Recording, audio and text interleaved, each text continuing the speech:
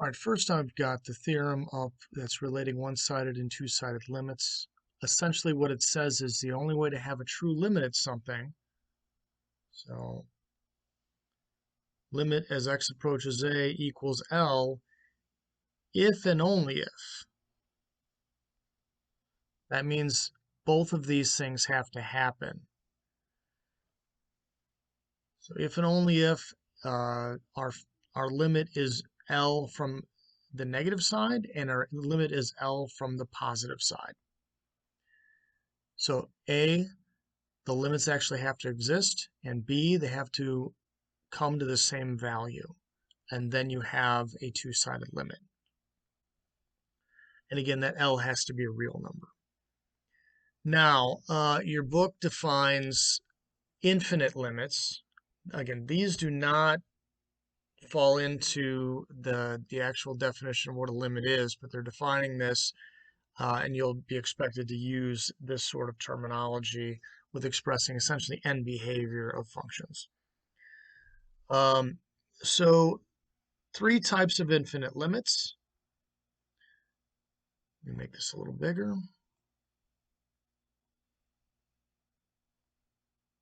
Okay. So if the values are increasing without bounds from the negative side, that means we express this as a limit where the limit equals positive infinity. So if they're going from the negative side of the function and they're increasing without bound, it's going to positive infinity. Similarly, if they are decreasing without bound, so going to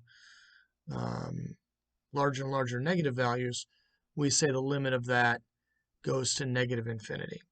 So some sort of example might be we're going from the negative side. We'll show the second one here. So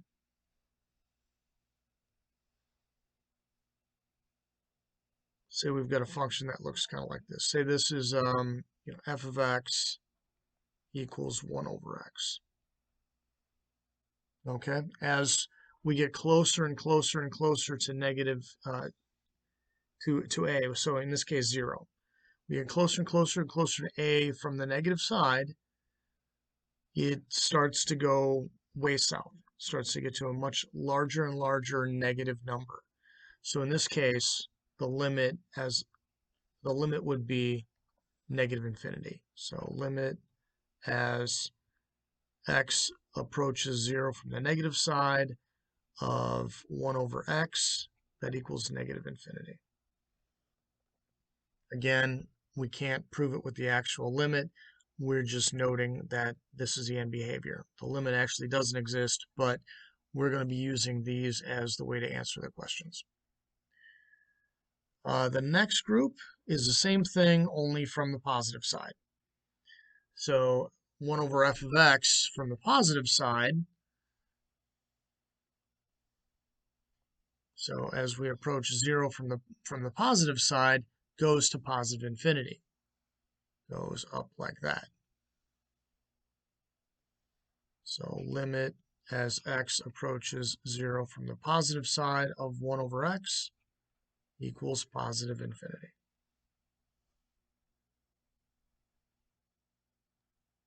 And a two-sided limit is something that has both sides doing the same thing. And an example of that, excuse me,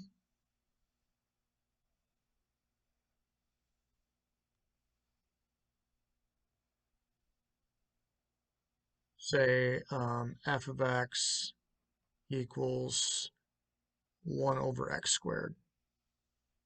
Let's draw that a little better. Okay. So in this case, the limit as x approaches 0 from the negative side goes to positive infinity.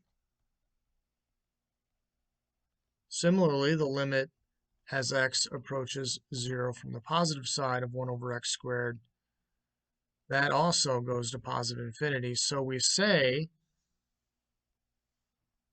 the limit as x approaches 0 of 1 over x squared equals positive infinity.